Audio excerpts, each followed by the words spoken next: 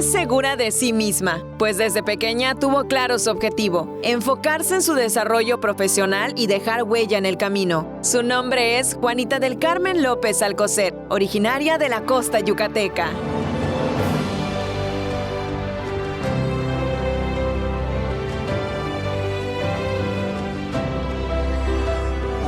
Soy originaria de Xilán de Bravo, mis padres habitan actualmente en Xilán de Bravo.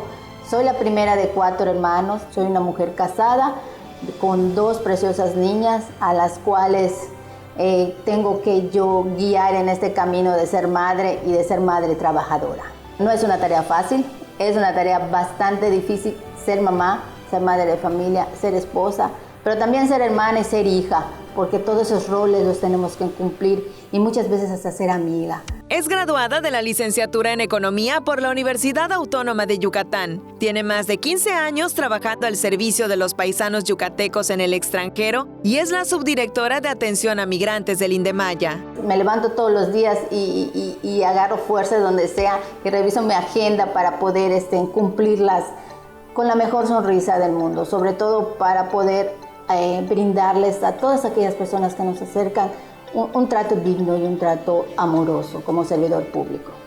Con su trabajo, impulsa y promueve los derechos del pueblo maya para la preservación de la cultura, contribuyendo al desarrollo económico, político y social. Con la sensibilidad que la caracteriza, se encarga de unir familias cruzando fronteras. Nuestro panorama mundial se ha abierto y las oportunidades se han abierto para las mujeres. Esas etiquetas que existían para cargos, para diversas acciones, se ha ido trabajando y se ha ido avanzando en ello.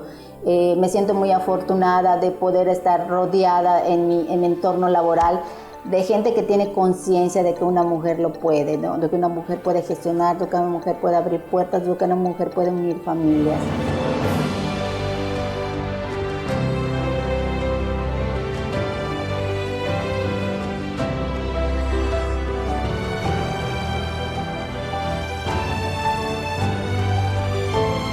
Mi propósito es ser ejemplo para ellas. Si soy ejemplo para ellas, yo creo que puedo ser el camino de igual para muchas mujeres. Y no solo como ejemplo, sino como la mano ayuda. Me gusta hacer la mano ayuda y la mano que cobija y la mano que abraza, sobre todo a este sector con el cual nosotros trabajamos dentro del Indemaya.